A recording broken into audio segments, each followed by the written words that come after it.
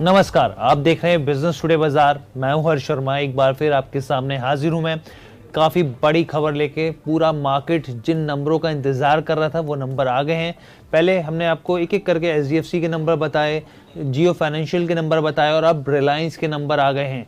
तो ये नंबर कैसे हैं, मार्केट इसको लेकर क्या सोचता है, कल किस तरीके से स्टॉक रिएक्ट कर सकता है, तमाम पहलुओं पर हम लोग चर्चा करेंगे और एक एक करके सेगमेंट के हिसाब से तोड़ तोड़ के आपको बताएंगे कि ये नंबर्स कैसे रहे हैं। तो देखिए, सबसे पहले हम लोग बात करते हैं ग्रॉस रेवेन्यू की। ग्रॉस रेवेन्यू आखिर रहा कैसा है, तो देखिए सबसे पहले मैं आपको दिसंबर जो वित्त वर्ष 2024 है उसका जो तीसरा क्वार्टर था, यानी कि तीसरा क्वार्टर वित्त वर्ष 2024 का, इसमें कितना ग्रॉस रेवेन्यू रहा था। इसमें रहा था 2.48 लाख करोड़। कितना रहा था? 2.48 लाख करोड़। लेकिन अब ये यहां से बड़ा है। बड़ा कितना है? 2.64 लाख करोड़।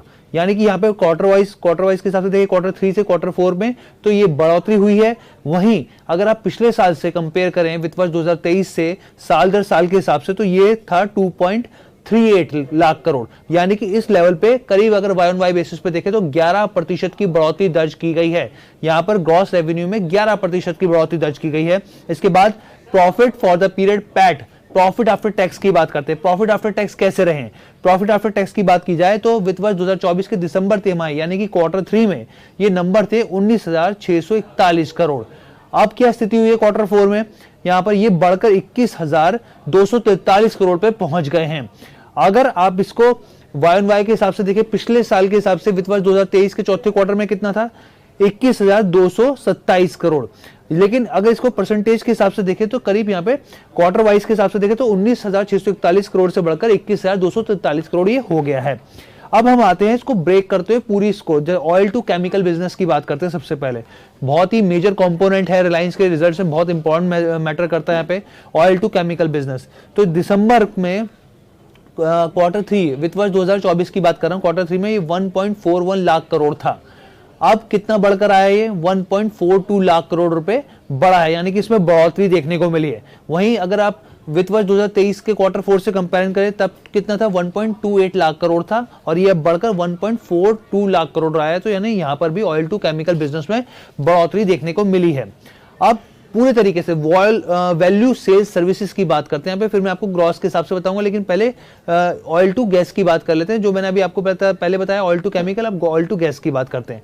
तो यहाँ पर दिसंबर क्वार्टर 3 की बात की जाए तो ये जो था यहाँ पर वित्त वर्ष 2024 का 6,719 करोड़ रुपए था। लेकिन अब वित्त वर्ष 2024 के चौथे क्वार्टर में जो नंबर आए वो 6,468 करोड़ आए, यानी कि यहाँ पे थोड़ा डिप देखने को मिला है, थोड़ी सी गिरावट यहाँ पे देखने को मिली है। वहीं वित्त वर्ष 2023 के चौथे क्वार्टर से कंपैरिजन करें तो वो 4,556 करोड़ था, यानी कि 4,556 करोड़ से बढ़कर ये 6,468 करोड़ रुपए रहा है।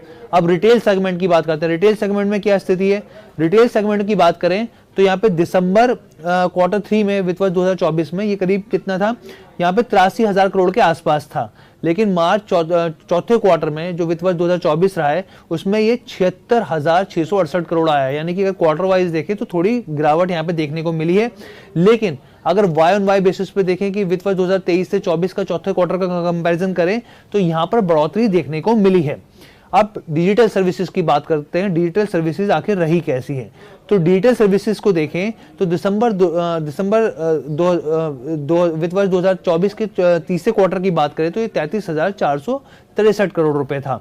वहीं यहाँ पर क्वार्टर 4 के हिसाब से देखें तो यहाँ पे बढ़ोतरी देखने को मिली है, 34,741 करोड़ रुपए रहा है।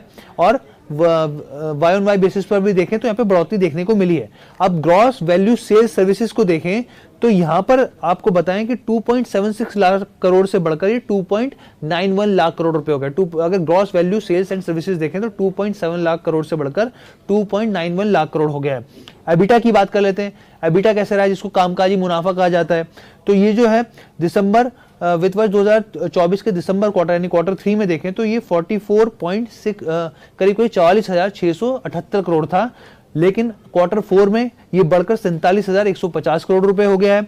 और वहीं पे अगर आप वित्त वर्ष 2023 के चौथे क्वार्टर में देखते तो ये 41,000 करोड़ के आसपास था, यानी कि 41,000 करोड़ से बढ़कर ये 47,150 करोड़ रुपए हो गया है। अब कर्ज कितना है, नेट डेट कितना है, नेट डेट की बात कर लेते हैं। तो नेट डेट की बात की जाए तो वित्त वर्ष 2024 के तीसरे क्वार्टर में ये 1.19 लाख करोड़ था, जो अब घटा है। चौथे क्वार्टर में ये घटकर 1.16 लाख करोड़ हो गया, यानी डेट में, कर्ज में कटौती देखने को मिली है। वहीं वित्त वर्ष 2023 के चौथे क्वार्टर में ये 1.25 लाख करोड़ था, यानी कि 1.25 लाख करोड़ से घटकर 1.16 लाख करोड़ हो गया, यानी क्वार्टर वाइज पे भी देखा जाए, चाहे आप वाई ऑन वाई बेसिस पे देखिए, इसमें कटौती देखने को मिली है। अब हम लोग बात करते हैं यहाँ पे जियो प्लेटफॉर्म के नंबरों की।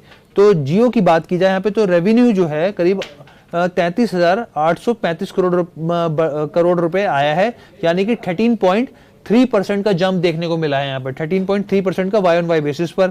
एबिटा को देखें तो 14,360 करोड़ रुपए आया और 12.5% का वाई ऑन वाई बेसिस पर जंप यहाँ पे जियो प्लेटफॉर्म के हिसाब से जो रिजल्ट्स आ रहे हैं वो हम आपको बता रहे हैं।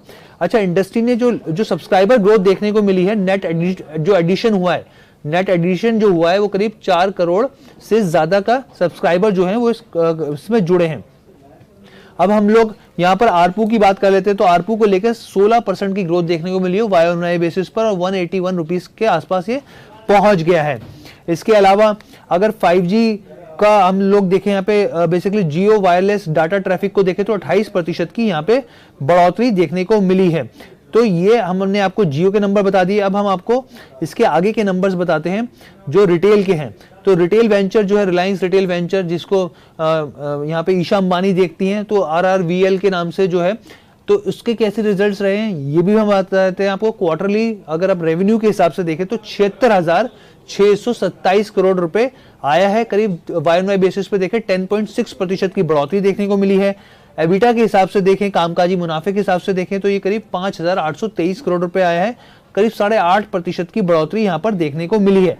अगर फुटफॉल के हिसाब से देखें तो कंपनी का दावा है कि करीब यहाँ पे 27 करोड़ का फुटफॉल यहाँ पे देखने को मिला है, और कंपनी ने 562 क्वार्टर 4 में 562 नए स्टोर्स खोले हैं। तो ये स्थिति हमने आपके सामने रख दी इसकी, आपको बता दिया रेवेन्यू कितना रहा, एबिटा कितना रहा। एबिटा मार्जिन्स की बात करें यहाँ पर, तो एबिटा मार्जिन्स में यहाँ पर करीब 8.6% रहा है, जबकि पिछले क्वार्टर में 8.4% रहा था यहाँ पर। तो ये ओवरऑल रिजल्ट्स थे, और हमने यहाँ पे अविनाश गोरक्षकर जो मार्केट एक्सपर्ट्स हैं उनसे भी बात करी। उन्होंने कहा नंबर्स जो हैं वो ठीक ठाक हैं, अच्छे। अगर बाई चांस बाजार में इसमें नंबर्स में यहाँ पे कल बाजार जो रिलायंस का जो स्टॉक खुलता है गिरावट में भी खुलता है, तो उनकी सलाह है कि एंट्री के लेवल के हिसाब से 2,850 का एंट्री का लेवल रहेगा, इस लेवल पे आप खरीदारी कर सकते हैं। और स्टॉक की जो वो बता रहे हैं कि करीब 3200-3300 में ये स्टॉक का आने वाले दिनों में ये टारगेट उन्होंने दिया कि यहाँ तक ये स्टॉक जाता हुआ दिख सकता है। तो ओवरऑल ये आपको वीडियो कैसा लगा, रिलायंस के नंबर्स को हमने लगे पूरी चीजें बता दी हमने, oil to chemical, oil to gas, retail segment बता दिया आपको, जियो के नंबर्स कैसे रहे, तो तमाम चीजें हमने एक्सप्लेन करी। कैसी लगी वीडियो कमेंट करके जरूर बताइएगा। बिजनेस टुडे बाजार के साथ जुड़ने के लिए धन्यवाद।